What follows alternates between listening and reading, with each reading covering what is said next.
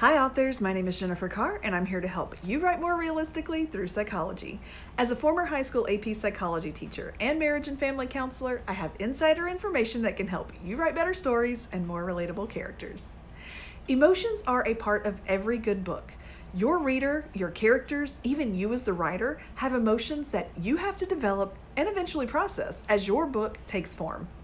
As I was writing my first novel, No Matter What, there was a pivotal moment in which my emotions ran very high. Even after reading it a dozen times, I cried.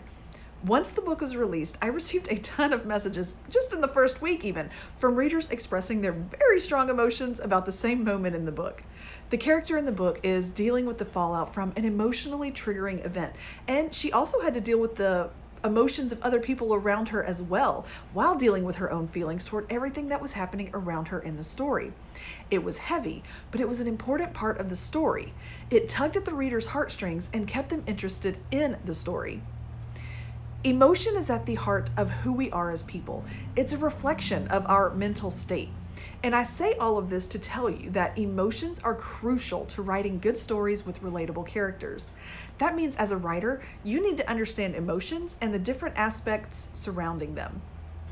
The mainstream definition of emotion refers to a feeling state involving thoughts, physiological changes, and an outward expression or behavior.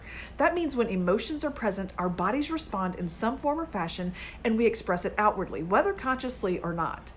Emotions don't exist in a vacuum, and there are several psychological theories that express why this is the case. I'm going to share with you the one I lean on most heavily with an example that hopefully will allow you to make your stories a little more realistic. The James Lange theory suggests that things we experience cause our bodies to react physically, and when we interpret what this reaction means, we experience and express emotions. So here's the example. You're walking down a dark alley late at night. This is your experience. You hear footsteps behind you and you begin to tremble. Your heart beats faster and your breathing deepens. This is your body's physical reaction. You notice these physiological changes and you interpret them as your body's preparation for a fearful situation. This is your interpretation. You then experience the emotion of fear.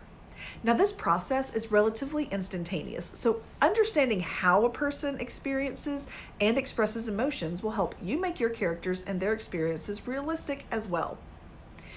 Emotions are a form of motivation, and if you've been around for this series for a while, you may recall that motivation is a major factor in character and story development.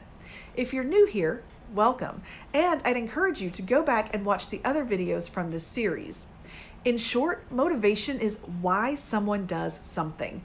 Emotions are motivating factors. Use them to move your story forward to both highs and lows. Now, emotions are not to be confused with moods or feelings.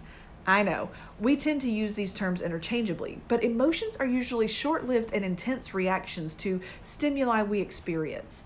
Feelings are long-term results of emotions and are influenced by our perceptions of the experience that created our emotions. Moods are temporary emotional states, but they're shorter-lived than feelings. Now, because emotions vary from person to person, as you are developing your characters, it's important to consider your character's emotional intelligence and keep it consistent throughout your story. Emotional intelligence refers to the ability to identify and manage one's own emotions as well as the emotions of others. An emotionally intelligent person also has the ability to identify and harness emotions and apply them accordingly to thinking or problem solving. Emotional intelligence also encompasses regulating emotions, whether it's your own or someone else's.